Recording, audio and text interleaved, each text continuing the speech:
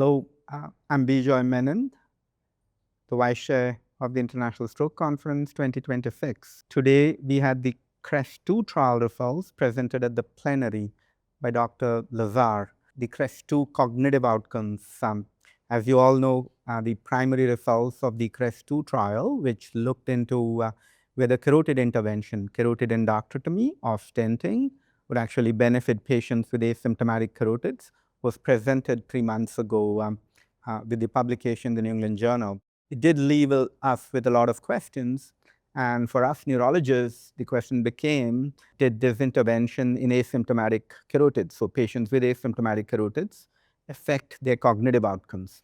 And this is what Dr. Lazar set out to do in the plenary today. So overall, Dr. Lazar's results from the CREST-2 cognitive outcomes study suggests that there wasn't much of a difference in cognitive outcomes amongst patients with asymptomatic carotids who received either endarterectomy or stenting.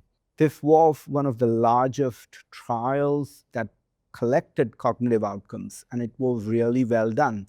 Cognitive outcomes are collected across 5 domains. Although the trial results did not actually show benefit for cognitive outcomes, please note that the primary outcome of the trial, presented 2 or 3 months ago, did actually show that carotid artery stenting did reduce the incidence of strokes when that treatment was offered to patients with asymptomatic carotids. So now the question becomes, if strokes were reduced, but there was no difference in cognitive outcomes, how should we as neurologists understand these results?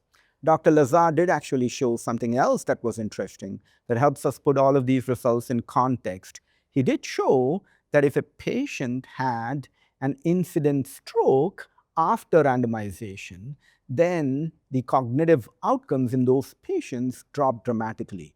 So that was interesting.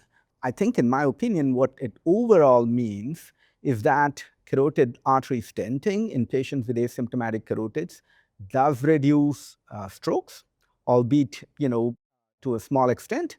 But by reducing strokes, you could have a powerful impact on cognitive outcomes. And so that is my interpretation of the CREST-2 cognitive trial results. Tomorrow, some more subgroup analysis from this trial.